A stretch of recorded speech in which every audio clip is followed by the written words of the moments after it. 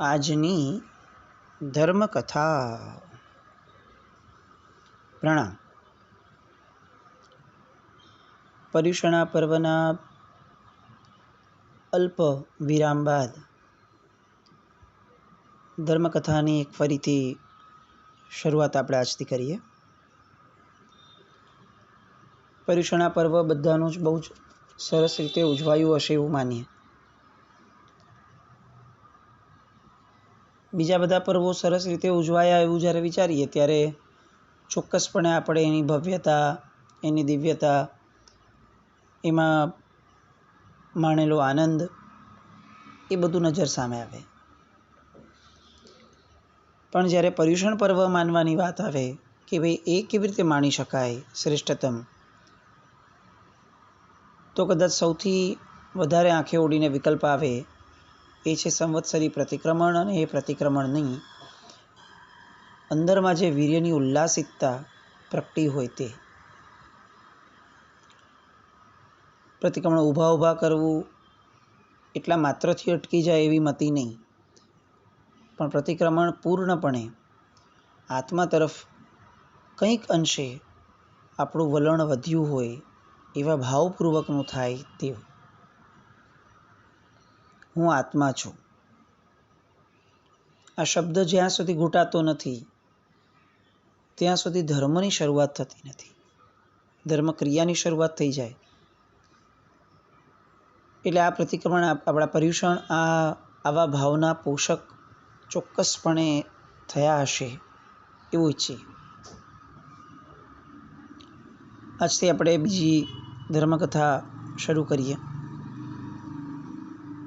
ભાવ એવો છે કે અલગ અલગ નાનકડી કેટલીક કથાઓ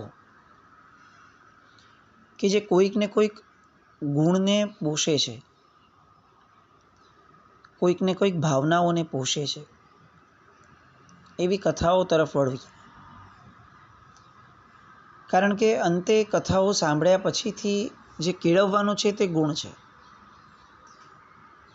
ધર્મકથા સાંભળીને કર્ણપ્રિય લાગે અથવા એક સારું લાગે કે ભાઈ ચલો આપણું જ્ઞાન વધ્યું, એ ફળશ્રુતિ નથી. ફળશ્રુતિ એ છે કે આત્મજ્ઞાન વધે. આ મતિજ્ઞાનનો ક્ષયોપશમ માત્ર બની રહે એવું નહીં. એ મતિજ્ઞાનના ક્ષયોપશમના ચિંતન મનન એ બધું થયા પછીથી અંતે એ આત્મજ્ઞાન તરફ વળે તો કંઈક જ્ઞાનમાં ઉપયોગિતા ઊભી થઈ એવું કહેવાય. એમાંથી એક શાસ્ત્રમાં જે અનેક કથાઓ છે એમાંની એક કથા આજે આપણે વિચારીએ, જે ઉપદેશમાલા ગ્રંથની અંદરમાં લખાય છે. અને કદાચ સંસાર કેવો અસ્થિર છે, સંસારની અંદરમાં લોકોનું સંયોગ અને વિયોગ, આ બંને વસ્તુઓનું ચક્ર જે ચાલે છે એ કેવું અનિયમિત છે, એ કેવું અનિત્ય છે. એ બધી ભાવનાઓ તરફ આપણને લઈ જતું આ એક સરસ મજાનું કથાનક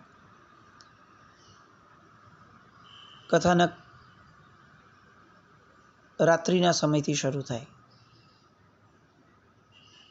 રાત્રિના અંતિમ પ્રહરની આસપાસનો સમય, અને એ સમય જ્યારે સર્વત્ર શાંતિ વ્યાપેલી હોય એવા સમયે એક રાજા કે જે પોતાના પલંગ ઉપર સૂતો છે, ગાઢ નિદ્રામાં છે, અને એવા સમયે એને થોડોક અવાજ સંભળાય છે.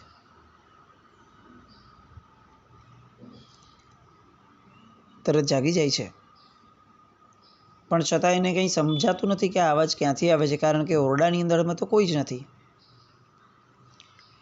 પાછી એની આંખ લાગી જાય છે અને ફરીથી એને સંભળાય છે કે રાજા, તારી દુર્દશા થશે. જો તું જીવિત રહેવા માંગતો હોય તો શીઘ્ર અહીંયાથી ચાલ્યો જા.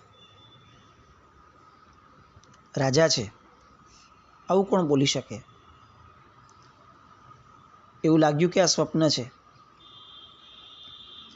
પણ સ્વપ્ન હોય તો પણ દેખાવું જોઈએ. ઓડિયો વિઝ્યુઅલ બેવ હોય. ફક્ત વિઝ્યુઅલ આવે એટલે પાછી એ શંકા ગઈ કે આ કેવી રીતે શક્ય બને છે.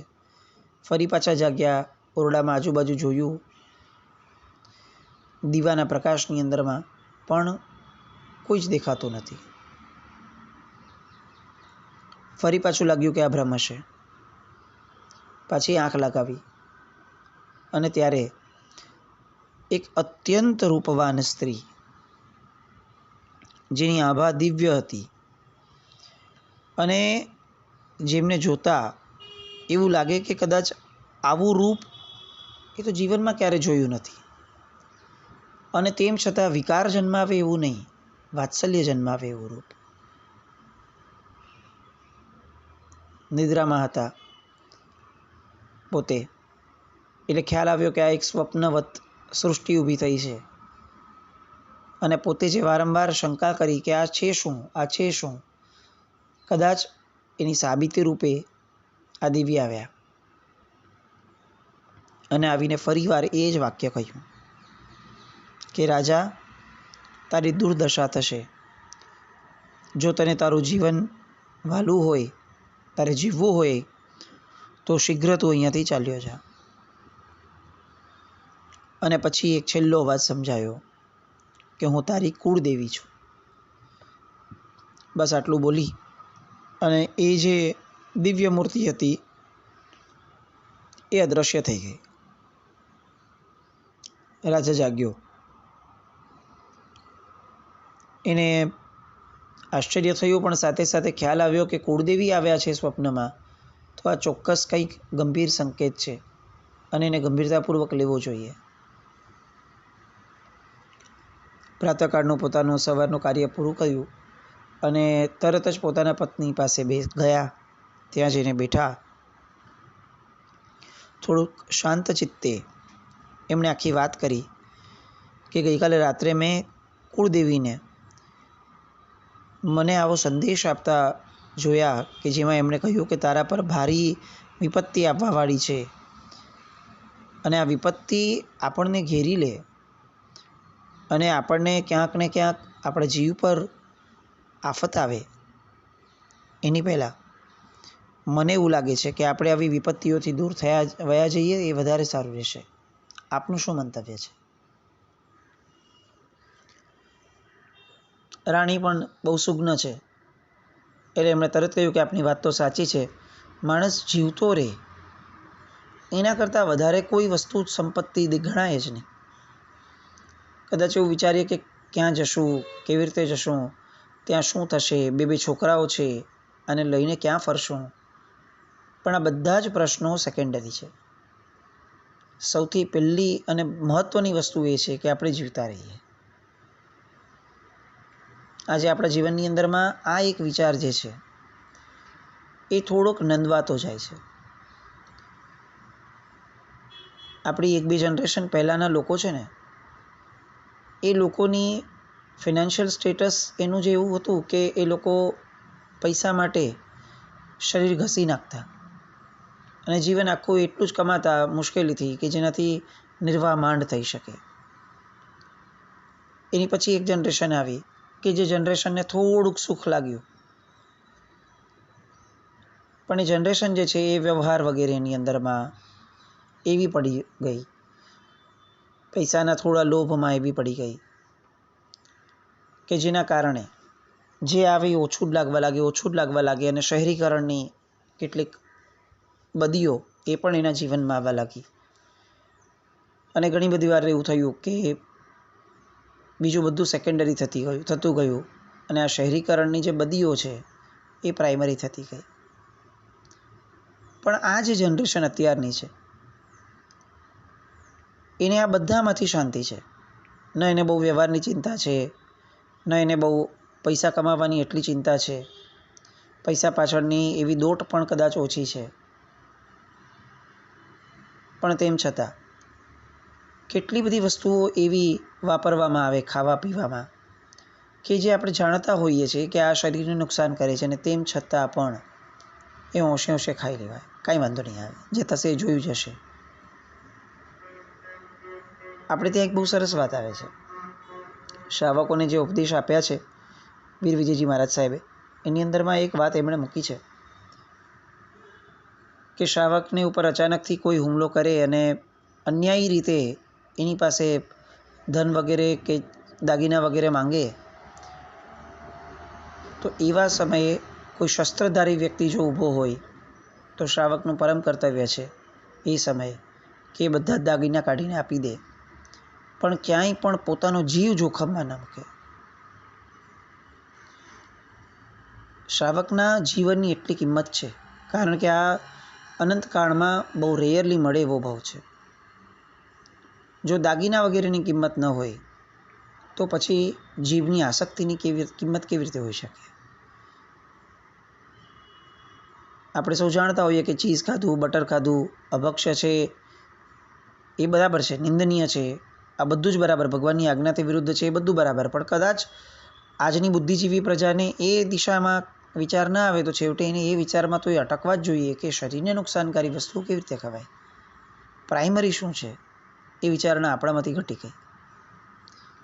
પણ આ રાજા રાણીના મનની અંદરમાં કોઈ જ વિકલ્પ નહીં, બંનેના વિચારો બહુ સામ્યવાળા, અને બંનેએ નક્કી કર્યું કે આપણે વહેલી તકે આજે જ બંને દીકરાઓને લઈ અને કોઈને પણ કહ્યા વિના અહીંયાથી આપણે ચાલ્યા જવું છે.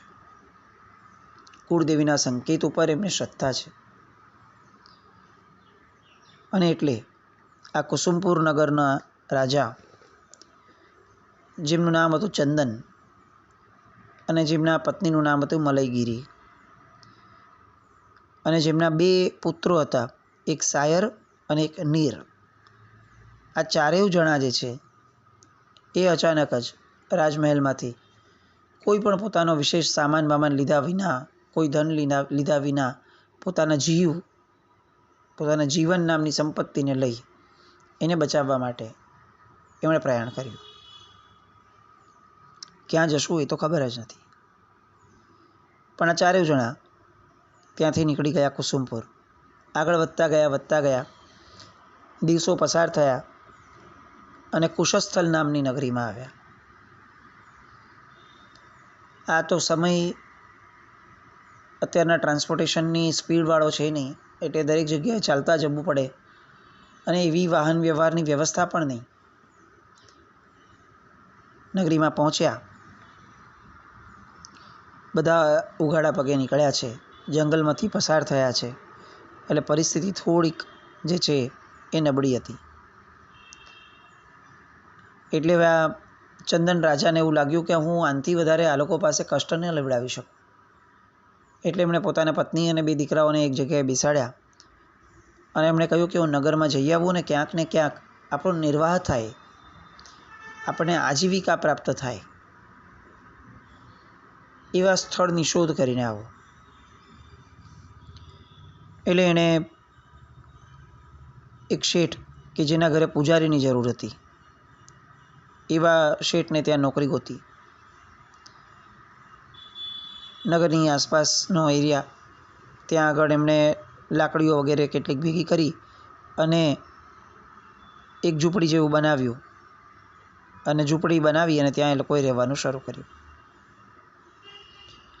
એકલા ચંદન રાજાના પૂજારીપણાથી આજીવિકા ચાલે એવું શક્ય ન લાગતા હવે આ ચંદન જે છે, એમના પત્ની રાણી મલયગીરી ચંદનના, એ રાણીએ પણ જંગલમાંથી લાકડા વગેરે કાપી અને લાકડાનો ભાર વેચવાનું શરૂ કર્યું. આ એમનું રૂટીન બનતું ગયું કે સવાર પડે એટલે બંને જણા પોતપોતાના કામે નીકળી જાય અને બંને દીકરાઓને ઝૂંપડીમાં રાખ્યા હોય. આ બાજુ ચંદન એ મન લગાવીને ત્યાં શેઠને ત્યાં પૂજારી તરીકે કામ કરતા હતા. મલયગીરી જે છે એ લાકડા લઈ આવે, એમાંથી લાકડાઓ કાપી અને જે પણ નગરની અંદરમાં જે રીતે જરૂરી હોય એ રીતે લોકોની વચ્ચે વહેંચવા જાય, અને વહેંચીને જે મળે એ પૈસા દ્વારા નિર્વાહ ચલાવવામાં એ એમને સહાયભૂત બને ચંદનને. આમને આમ દિવસો વીતવા લાગ્યા. એક દિવસ સંધ્યાનો સમય થયો. એક પરદેશી વ્યાપારી જે છે એ ત્યાં ચોકમાં બેઠો હતો.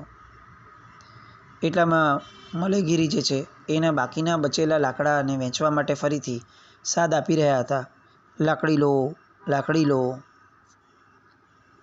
આ વેપારીના કાનમાં સુમધુર કર્ણપ્રિય કહી શકાય એવો અવાજ પડ્યો. એટલે એને એવું લાગ્યું કે જાણે આ લાકડીની સાથે જે ઘંટડીઓ વાગે છે એ ઘંટડીઓનો રણકાર જે છે એના કરતાં પણ વધુ મધુરી એ તો આમની આ વાણી છે. મોહાયો એટલે ત્યાં જોવા માટે આગળ વધ્યો કે આ કોણ છે.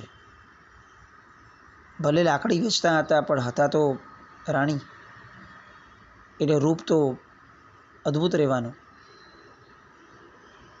કેટલાક રૂપ એવા હોય કે જે રૂપને છે ને પ્રાકૃતિક રીતે અંદરના ગુણોથી એ રૂપનું સુશોભન થયું હોય.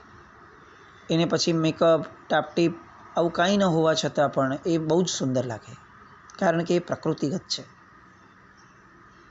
આવું પ્રકૃતિગત રાણીનું રૂપ જોઈ અને પેલો પરદેશી જે છે વેપારી એ મોહાયો. અને એને એવું લાગ્યું કે આ સ્ત્રી આવી રીતે લાકડા વેચે કઈ રીતે ચાલે. આ તો મારા ઘરની અંદરમાં મારી પત્ની તરીકે શોભવી જોઈએ. પણ ડાયરેક્ટ તો કેવી રીતે વાત કરે, શિષ્ટાચાર. એટલે એણે એ સ્ત્રીને બોલાવી, મલયગીરીને, અને એમણે એમ કહ્યું કે અહીંયા તમારો આ જે લાકડાની ગઠરી છે ને એ ઉતારી દો. અને એમણે તો ઉતારવા માટેનો જે સમય ગયો એટલા સમયગાળા દરમિયાન આ વેપારી કુદૃષ્ટિથી એમના દરેક અંગોને જોઈ રહ્યો છે, એમના રૂપને જોઈ રહ્યો છે. અને જેમ જેમ જોતો ગયો તેમ તેમ એની વિષયાંતતા વધતી ગઈ. સમય લાકડાનો મૂકી દીધો, સંધ્યાનો હતો. એટલે તરત જ મલયગીરીએ બહુ જ નમ્રતાથી કહ્યું કે શેઠ પૈસા આપી દો, એટલે મારે નીકળવાનું છે તો હું નીકળું. પેલા વેપારીએ તો જેટલા પૈસા થતા હતા એ બધા પૈસા ચૂકવી દીધા, ઉપરાંત કેટલાક પૈસા આપ્યા. મલયગીરી જે છે એ તો પોતાની ઝૂંપડી આવી ગયા. હવે આ નિત્યક્રમ બનવા લાગ્યો. પેલો વેપારી ત્યાં જ બેસવા લાગ્યો.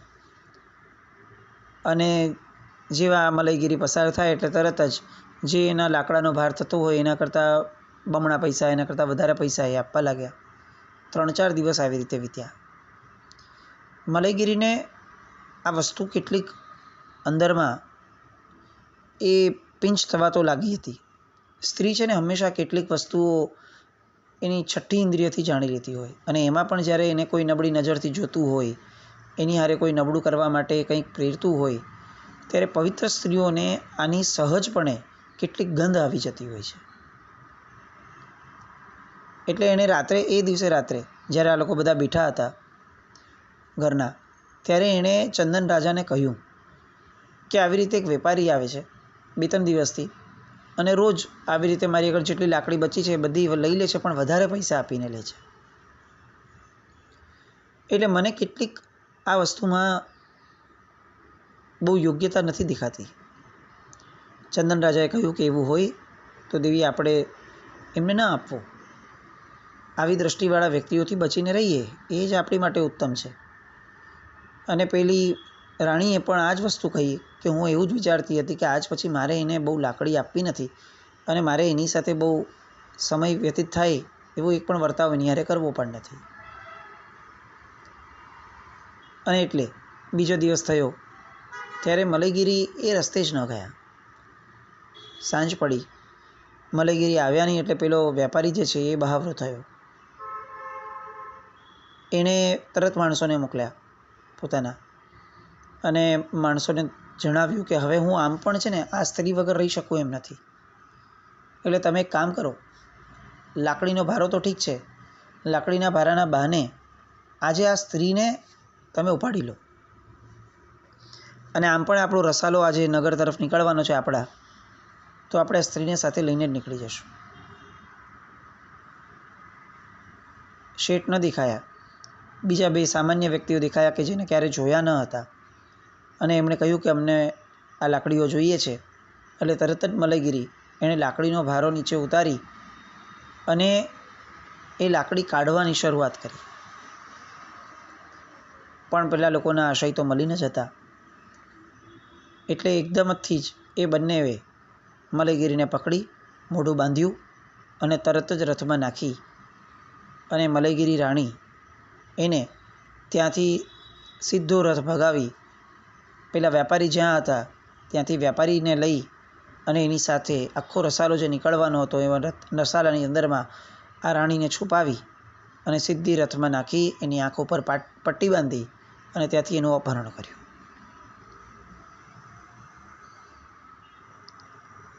મલયગીરી બોલવા માટે મથી રહ્યા હતા, પણ શું થાય?